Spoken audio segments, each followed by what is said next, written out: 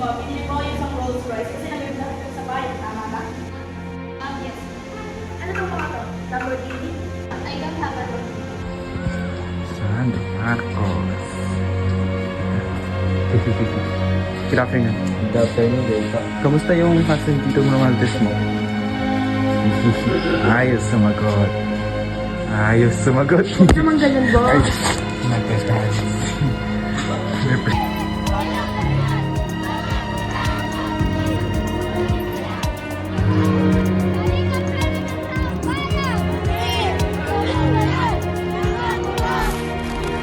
Nandito tayo ngayon dahil sa Malacanang.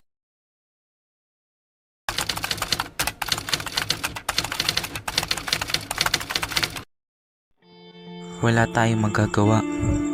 Ganyan talaga ang buhay. Kasi sa totoo lang, lahat tayo nakakaranas ng hirap. Oo, may mga bagay rin na hindi natin maintindihan. Paano mo susolusyonan? Pero mas pinipili natin magpakatatag. Kahit na anong pagsubok ang dumating, kahit mas iniisip natin, walang patutunguhan. Kung laging iisipin na hindi kaya, mas nagpupursikit tayo sa pagkakataon na ating kayang lagpasan ang problema.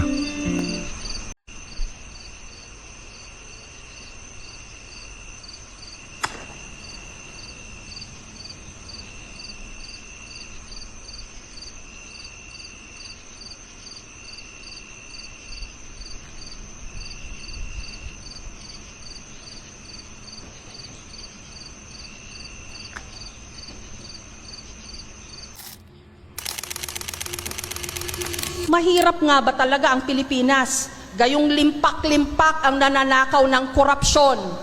Pinapaikot na mga lumot yung mga utak, kinukurap at taktika na takot ay kaisa sa paggoberno ang suot bansa ating kumot. Puro tanda, nasa gawa, sige ngiti, di nakakatuwa mga puro pangako. Lahat mo tata, ubus na pasensya namin madla. Kumakalong na yung mga resiktura, biglang papasok, oportunista. Nakalimutan ka para sa pera, pagkikisama yan ang binibenta. Diretso ka po ba sa tinlikong sistema o sasama ka sa akin, puksain ang epidemya? Nalamaganap, nagpahirap,